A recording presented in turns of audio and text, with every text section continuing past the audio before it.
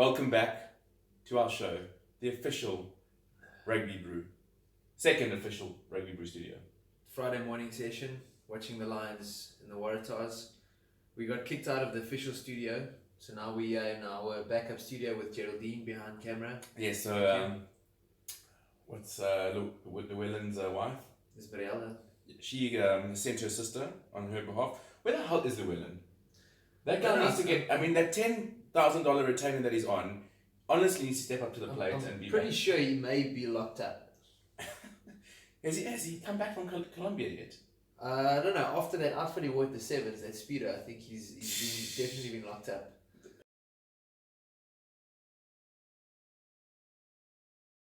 PJ, so 2020, I think the rugby season or the rugby calendar started with a bit of a bang. I've enjoyed it. What's kind of stood out for you, bro?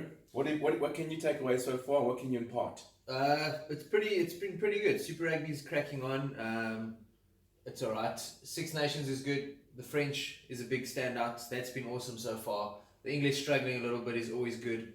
And then a standout for me as well has been interesting to pay attention here and there to the Major League Rugby in the US as well. Oh yeah. Where we've got Ma Nonu, Baxter Rhodes there, Joe Peterson's playing there, a whole lot of South Africans The Beast are there as well. Beast and Tarera's there as well at Washington. So that's just cool. It's cool that rugby's growing. These guys are ending their careers off there. And I've got a schoolmate, Tyler Fisher, a lot younger than me, but went to Westville. Shout out Tyler Fisher. Keep doing your thing, boy. Super Rugby's been fantastic, man. It gets me every year. The skill level, everything is just superb. And it's come with surprises. Like this morning, the Rebels went to Dunedin and they beat the Highlanders. Yeah, or Forsyth Park and they beat the Highlanders. I mean, what the hell, man? No one would have called that. Hey? And last week, the Brumbies beat the Chiefs in Waikato. I mean, what's going on here? We always said the Australian teams are cack. Exactly. And it's the same old and now, unfortunately, the Waratahs are busy beating my boys here, beating the Lions. So. And I think I even picked the Lions on Super Bowl. I think the Aussies are just so pissed off for being like the ugly stepchild. They're just like, fuck it, mate. We just need to start playing fucking rugby, yeah? Like, just going for it now. But do you know what's sad, PJ? I look at the crowd attendance, and you look at this game, you look at any game right now in Super Rugby, and man, the crowd attendances are shit. No, it's cuck, eh? It's unacceptable. Rugby on this level, I mean, what as supporters, what do you want? What has changed from 10, 15 years ago? Why could we fill up stadiums then, and why can we not do it now? What do you think is... And what better is there to do? I mean, we can name any city, but what's better to do in Durban on a Saturday night than to go watch? I don't know, bro. I feel like people... Why isn't Durban full? Come on. I feel like this hipster vibe has taken over. Oaks would rather do trail runs, go to fun in the sun and get blazed out of their minds. I don't know, bro. Netflix. I don't know, but it's disappointing. The stadiums are too empty. In Europe they're full. It's like a club vibe, packed to the brim. And do you know what the craziest thing is? I think the price of a rugby ticket at Kings Park is cheaper than it was 10 years ago, or it hasn't increased. I think it's still like $80 to go watch a game. Yeah. You know, general ticket $80. Even Ellis Park's a different story because Ellis Park you need to go through like District 9 to get there, and it's like Baghdad, war zone. It's always a gamble. I love Ellis Park, but it's always it's lekker, but it's always sketchy.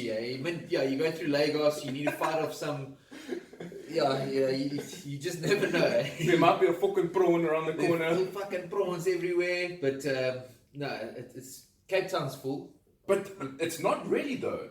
Yeah, I mean, against the Jaguars, I was impressed. Yeah. Loftus is cuck.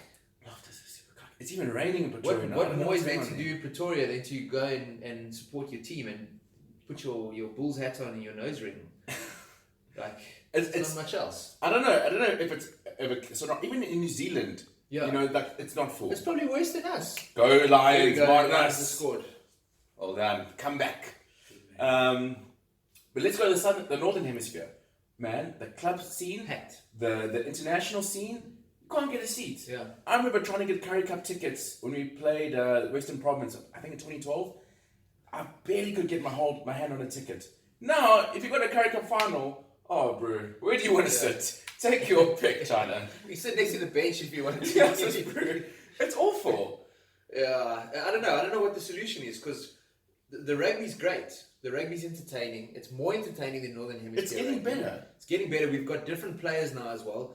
I don't know what the solution is, but let's see.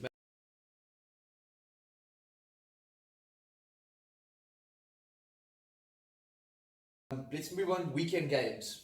What are you looking forward to this weekend? So, Sharks, but I might not be wearing my jersey. Stop talking about... No, just move along. But I'm all in black, but... You've taken over this podcast. I like how we're calling it a podcast, as if it's official with like 22 followers.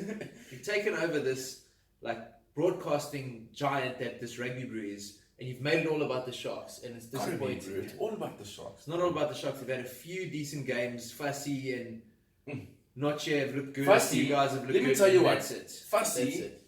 I think, is the new 15 for the Springboks. Everyone thinks Warren Gallant is going to be the incumbent after Billy LaRue. Right now, Fussy's put up his hand, bro. Yes. I think he's a South African Super Rugby player of the season so far. Yeah. I mean, there's been some standouts. Peter du Toit, they need to give that Oak a break. He's played every second for the Stormers. Can they? He's like a Toyota. Bowden Barrett gets he signs the new team and he gets like a sabbatical. Yeah. Peter du Toit, they're just grinding him into the ground. So he needs to take a break. But Notche's been a standout. Tyron Green's having a good game, minus Skuman. But honestly, Apele Fassi for me. Probably. What are you looking forward to, bro? I'm looking forward to the Stormers Blues. Yeah. That's going to be a good one. Stormers need to keep that winning momentum. Yeah. I mean, they had a fantastic win against the Lions, and again, that game was so entertaining, but the crowd wasn't. There was no crowd. Anyway, they need to keep up their winning ways against the Blues. We've got Bulls Jags. Can these guys win a match?